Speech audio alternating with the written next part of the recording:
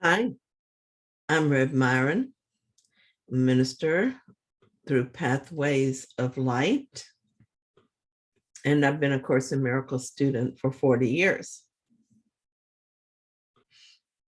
I'm going through the lessons this year, reading them and asking Jesus for clarity as to what he wants me to gain from this reading. And then I write whatever comes into my mind. And so that's what I'm sharing with you today. So let's get started. We're on lesson 32. I have invented the world I see. Today, paragraph 1. Today, we are continuing to develop the theme of cause and effect. You are not the victim of the world you see because you invented it. You can give it up as easily as you made it up. You will see it or not see it as you wish. While you want it, you will see it. And when you no longer want it, it will not be there for you to see.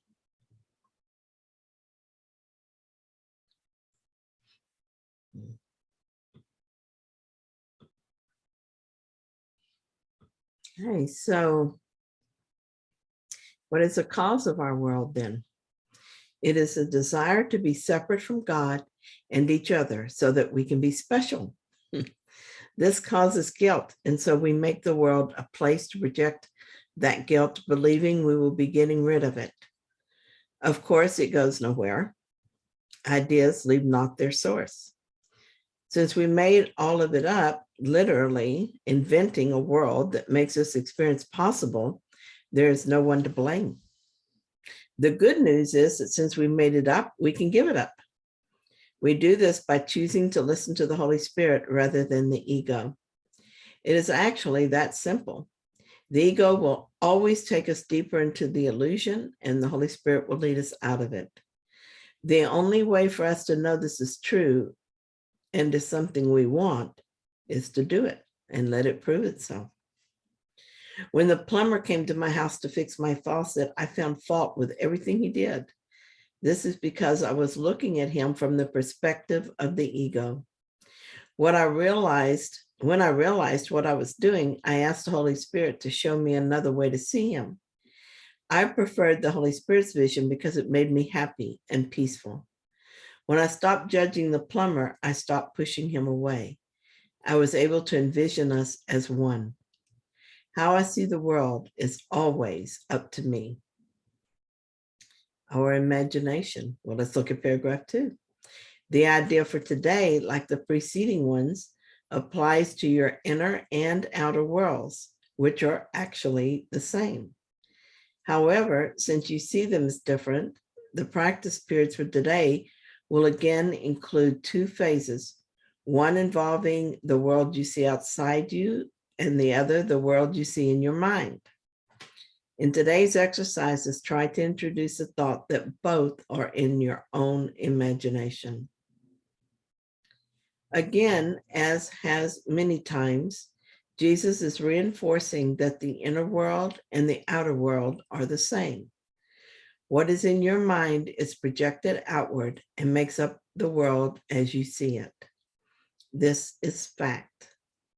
However, Jesus knows that we will have a problem fully accepting this as true.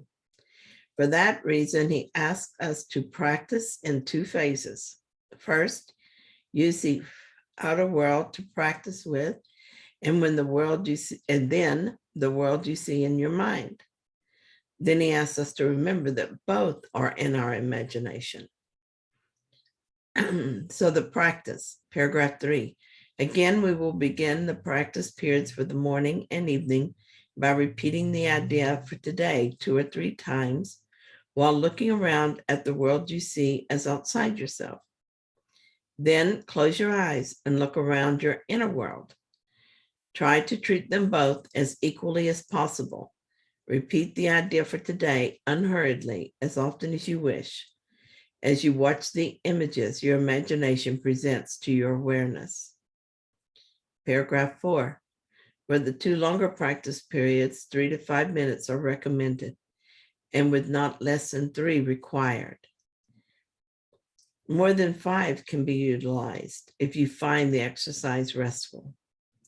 To facilitate this, select a time when few distractions are anticipated and when you yourself feel reasonably ready. These exercises are also to be continued during the day as often as possible. The shorter applications consist of repeating the idea slowly as you survey either your inner or outer world. It does not matter which you choose. The idea for today should be applied immediately to any situation that may distress you. Apply the idea by telling yourself, I have invented this situation as I see it.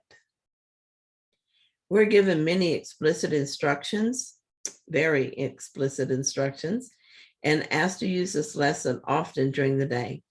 I found this lesson and lesson 31 to be very important. Accepting these lessons and practicing them frequently helped free me from the ego. I cannot begin to forgive if I still insist someone else is guilty for the life I invented. Letting go of that silly belief has made it possible for me to take responsibility for my errors. And that has made it possible for me to forgive myself and to forgive my projections onto others.